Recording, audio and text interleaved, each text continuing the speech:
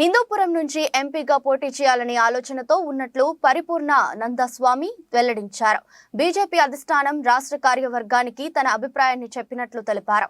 Party పెద్దలు సుము కథ వ్యక్తం చేస్తారని ఆశిస్తున్నానని అన్నారు. దేశంలో హిందూ పేరుతో ఉన్న ఏకైక పట్టణం హిందూపురం అని చెప్పారు. ఎంపీగా గెలిచి ఈ ప్రాంత విశిష్టతను దేశానికి పరిచయం చేయాలని ఉందని పేర్కొన్నారు.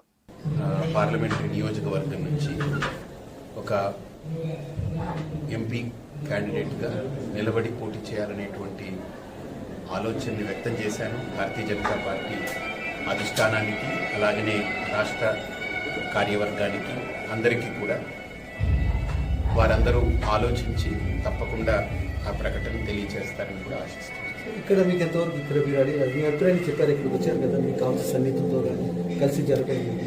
తప్పకుండా నాకు పరిచయం ఉన్నటువంటి వారందరితో నేను మాట్లాడడం జరిగింది. కార్యకర్తలు కానీ చాలా మంది వస్తున్నారు.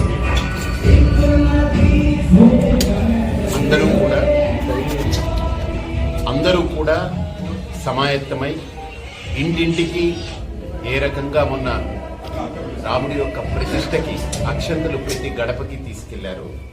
అలాగే ఈరోజు హిందూపురంలో ఒక ఆవశ్యకత.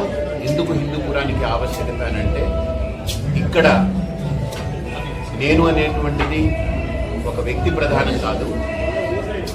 నా యొక్క గెలుపు వల్ల ఖచ్చితంగా భారతదేశము ఏదైతే ఈరోజు మనకు కేంద్ర ప్రభుత్వం అనుకుంటున్నామో, ఢిల్లీలో హిందూపురం తాలూకా ఆవశ్యకతలన్నీ వారికి తెలియచెప్పి వారికి ఇది కమ్యూనికేట్ చేసి ఈ హిందూపురం యొక్క అభివృద్ధికి సంపూర్ణంగా తోడ్పడే దిశగా, నాకు హిందూపురం అనగానే భారతదేశంలో హిందూ అనే ఒక శబ్దంతో కూడుకున్నటువంటి ఊరు ఇదొక్కటే ఉంది.